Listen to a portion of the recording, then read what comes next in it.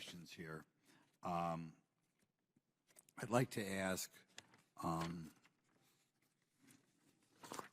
Ms. Vaughn a question as far as public benefits for people who are coming here illegally. I know they're not supposed to get public benefits, but could you comment on that as far as what impact that's having on our society?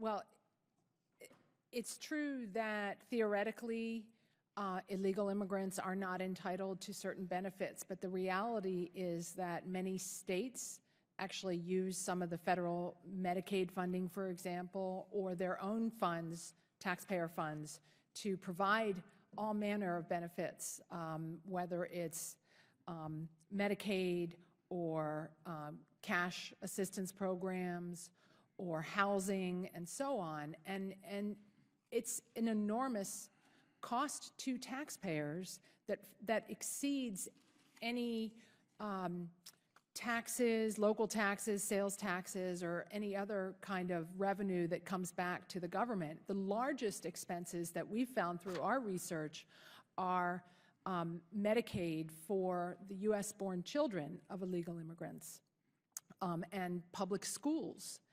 The education, especially with this recent migrant crisis where so many of the people coming here illegally are bringing families with them because that's like a deportation shield. And that is a strain on the communities where they end up.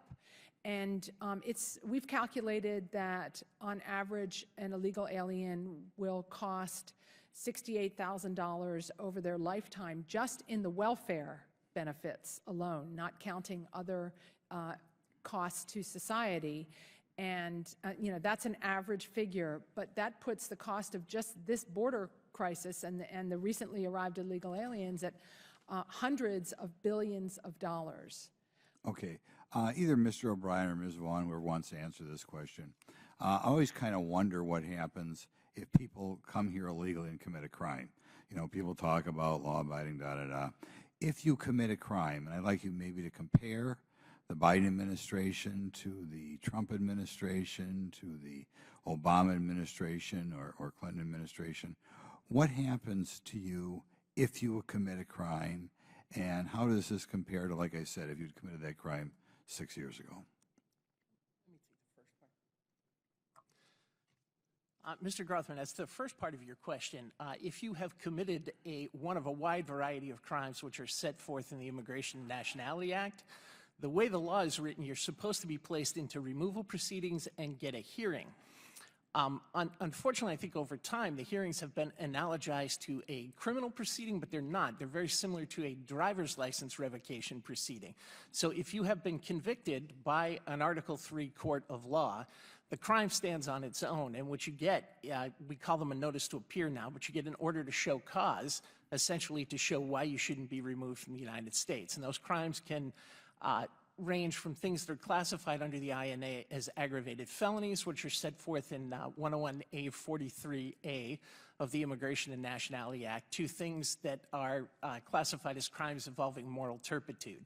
So everything from shoplifting to murder can potentially get you deported. There are some crimes that are considered lower level enough that they would not, and if you've committed certain low level crimes, you can apply for relief from removal. But anything that is classified under the INA as an aggravated felony crime is supposed to result in your removal from the U.S. and then you being barred from returning for a certain number of years. Has the rigor at which we enforce these rules, is this changed between the Trump or even Obama administrations and President Biden?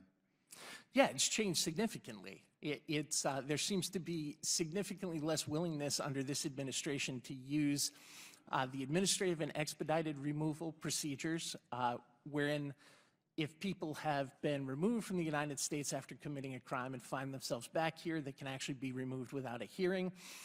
I also found that when I was an immigration judge, I later tried to determine how many of the people that I had ordered removed, that their removal had actually been effectuated from the United States, which was something that was fairly easy to do under prior administrations, but I could not substantiate that a single individual that I had entered an order of removal against had actually been removed by this administration.